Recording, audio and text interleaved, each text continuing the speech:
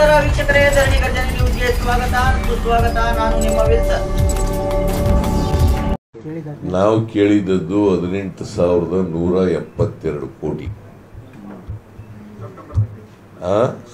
ಸೆಪ್ಟೆಂಬರ್ನಲ್ಲೇ ಕೇಳಿದ್ದು 18,172 ಕೋಟಿ. ಯಾಕಂತಂದ್ರೆ ಒಟ್ಟು ಬೆಳೆ ನಷ್ಟ ಆಗಿರ್ತಕ್ಕಂಥದ್ದು 35,000 ಕೋಟಿ.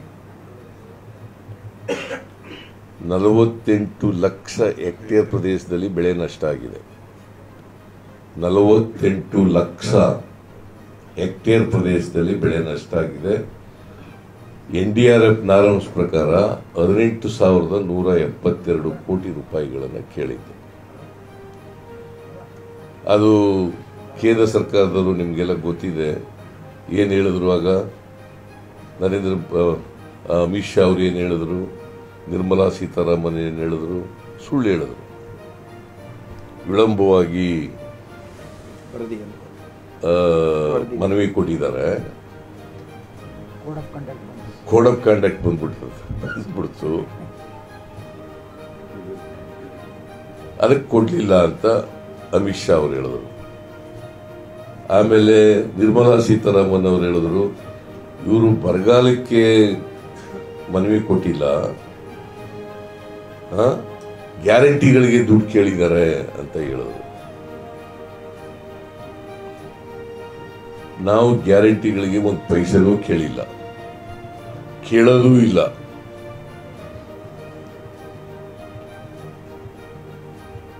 ಇಬ್ಬರು ಸುಳ್ಳು ಹೇಳಿದ್ರು. ನಾನು ಡಿಸೆಂಬರ್ 19ನೇ ತಾರೀಕು ನರೇಂದ್ರ ಮೋದಿ ಅವರನ್ನ ಭೇಟಿ ಮಾಡಿದ್ದೆ. ಡಿಸೆಂಬರ್ 2023 ಡಿಸೆಂಬರ್ 19ನೇ ತಾರೀಕು ಭೇಟಿ ಮಾಡಿದ್ದೆ.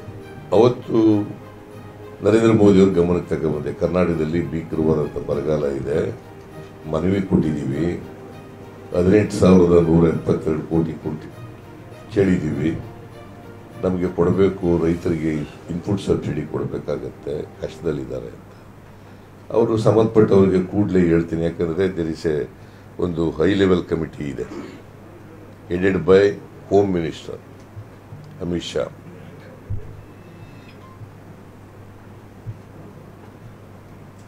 ಅದಾದಮೇಲೆ ಡಿಸೆಂಬರ್ 20ನೇ ತಾರೀಕು ಅಮಿತ್ ಶಾ ಅವ್ರನ್ನೂ ಭೇಟಿ ಮಾಡಿದ್ದೆ, ನಾನು ಕೃಷ್ಣ ಬೈರೇಗೌಡ. ಅವ್ರು ಹೇಳಿದ್ರು, ಡಿಸೆಂಬರ್ 23ನೇ ತಾರೀಕಿಗೆ ಮೀಟಿಂಗ್ ಕರೆದಿದ್ದೀನಿ, ಹೈ ಲೆವೆಲ್ ಕಮಿಟಿ ಮೀಟಿಂಗ್ ಕರೆದಿದ್ದೀನಿ, ಅವತ್ತು ಇತ್ಯರ್ಥ ಮಾಡಿ ಪರಿಹಾರ ಕೊಡಲಿಕ್ಕೆ ನಾನು ಮಾಡ್ತೇನೆ ಅಂತ ಹೇಳಿದ್ರು.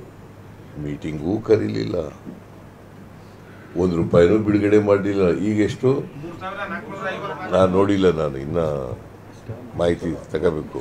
ಸುಪ್ರೀಂ ಕೋರ್ಟ್ ಅದು ಏನು, ಸುಪ್ರೀಂ ಕೋರ್ಟ್ನವರು ಡೈರೆಕ್ಷನ್ ಕೊಟ್ಟ ಮೇಲೆ ನಾವು ಕೋರ್ಟ್ಗೆ ಅಪ್ರೋಚ್ ಮಾಡಿ, ಕೋರ್ಟ್ ಭಾಗ ಕದ ತಟ್ಟಿದ್ದು for the first time in the history of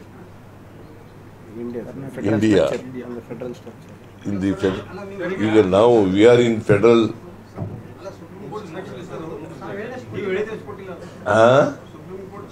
ಇಲ್ಲ, ಸುಪ್ರೀಂ ಕೋರ್ಟ್ನವರೆಲ್ಲ ಇದು ಹೇಳಿರೋದು, ಸುಪ್ರೀಂ ಕೋರ್ಟ್ನವರೆಲ್ಲ ಹೇಳಿರೋದು. ಅವರು ಇತ್ಯರ್ಥ ಮಾಡಿ ಜಲ್ದಿ ಅಂತ ಹೇಳಿದರು. ಅವರು ಟೈಮ್ ತಗೊಂಡಿದ್ರು. ಅಡ್ವೊಕೇಟ್ ಜನರಲ್ ಅಲ್ಲ, ಅಟಾರ್ನಿ ಜನರಲ್ ಮತ್ತೆ ಸಾಲಿಸಿಟರ್ ಜನರಲ್ ಟೈಮ್ ತಗೊಂಡಿದ್ರು. ಇದು ಕೇಂದ್ರ ಸರ್ಕಾರ ತೀರ್ಮಾನ ಮಾಡಿರೋದು, ಸುಪ್ರೀಂ ಕೋರ್ಟ್ ಹೇಳಿ ತೀರ್ಮಾನ ಮಾಡಿರೋದಲ್ಲ, ಕೇಂದ್ರ ಸರ್ಕಾರ ತೀರ್ಮಾನ ಮಾಡಿದ್ದಾರೆ. ಇದು ಬಹಳ ಕಡಿಮೆ. ನಾವು 18,172 ಕೋಟಿ ಕೇಳಿದ್ರೆ ಅವರು 3,464 ಕೋಟಿ ಕೊಟ್ಟಿದ್ದಾರೆ. ದಿಸ್ ಇಸ್ ವೆರಿ ಬಹಳ ಕಡಿಮೆ. ಇದು ನಾನು ಅಧಿಕಾರಿಗಳ ಜೊತೆ ಚರ್ಚೆ ಮಾಡಿ ನೋಡೋಣ ಮುಂದೆ ಏನ್ ಮಾಡಬೇಕು ಅಂತ ತೀರ್ಮಾನ ಮಾಡ್ತೀನಿ. ನಂಗೆ ಗೊತ್ತಿಲ್ಲ, ಈಗ ಗೊತ್ತಾದ್ದು.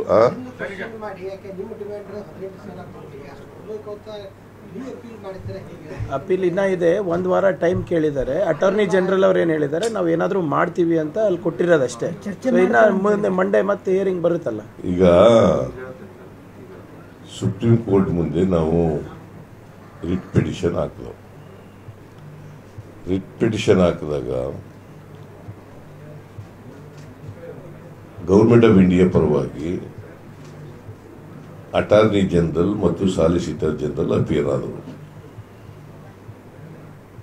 ಅವರು ನಿರ್ಮಲಾ ಸೀತಾರಾಮನ್ ಹೇಳದಂಥ ಮಾತುಗಳಾಗಲಿ ಅಥವಾ ಅಮಿತ್ ಶಾ ಹೇಳದಂಥ ಮಾತುಗಳನ್ನಾಗಲಿ ಸಬ್ಮಿಟ್ ಮಾಡಲಿಲ್ಲ ಸುಪ್ರೀಂ ಕೋರ್ಟ್ ಮುಂದೆ. ನಾನು ಯಾಕೆ ಅವ್ರು ಹೇಳೋದು ಸುಳ್ಳು ಅಂತ ಹೇಳ್ತಾ ಇದ್ದೀನಿ ಅಂತಂದರೆ, ಅದು ನಿಜವೇ ಆಗಿದ್ದರೆ ಅಟಾರ್ನಿ ಜನರಲ್ಲು ಮತ್ತು ಸಾಲಿಸಿಟರ್ ಜನರಲ್ ಹೇಳಬೇಕಾಗಿತ್ತು ಗೌರ್ಮೆಂಟ್ ಪರವಾಗಿ, ಹೇಳಲಿಲ್ಲ. ನಂಬರ್ 1. ನಂಬರ್ 2, ಏನು ಹೇಳಿದ್ರು ಅಂತಂದರೆ ಸುಪ್ರೀಂ ಕೋರ್ಟ್ನವರು, ನೋಡ್ರಿ ಈ ಥರ ಎಲ್ಲ ಸುಪ್ರೀಂ ಕೋರ್ಟ್ಗೆ ರಾಜ್ಯ ಸರ್ಕಾರಗಳು ಬರೋದು ಸರಿ ಇಲ್ಲ, ನೀವು ಇತ್ಯರ್ಥ ಮಾಡಿಬಿಡಿ ಜಲ್ದಿ ಅಂತ ಹೇಳಿದ್ದಾರೆ. ಅದಕ್ಕೆ 2 ವೀಕ್ಸ್ ಟೈಮ್ ತಗೊಂಡ್ರು. 2 ವೀಕ್ಸ್ ಆದಮೇಲೆ ಇನ್ನೊಂದು ವಾರ ತಗೊಂಡ್ರು ಟೈಮ್ನ. ಈಗ 28ಕ್ಕೆ ಬರ್ತಾ ಇದೆ. 28 ಇವತ್ತೆಷ್ಟು ತಾರೀಕು? 27 ನಾಳೆ ಬರ್ತಾ ಇದೆ. ಸೊ ಅಷ್ಟರೊಳಗಡೆ ಇವರು ಈಗ ಕೇಂದ್ರ ಸರ್ಕಾರ 3,464 ಕೋಟಿ ರೂಪಾಯಿನ ಮಾಡಿದೆ. ಅದು ನಾವು ಕೇಳಿರೋದು 18,172 ಕೋಟಿ. ಅದರಲ್ಲಿ ಎಷ್ಟು ಕೊಟ್ಟಿದ್ದಾರೆ? 1/4 ಕಡಿಮೆ. ನೀವಿನ್ನೂ ನಮ್ಮ ಚಾನೆಲ್ನ ಸಬ್ಸ್ಕ್ರೈಬ್ ಮಾಡ್ಕೊಂಡಿಲ್ಲ ಅಂದರೆ ಕೂಡಲೇ ಸಬ್ಸ್ಕ್ರೈಬ್ ಮಾಡಿ, ಲೈಕ್ ಮಾಡಿ, ಬೆಲ್ ಬಟನ್ ಒತ್ತಿ.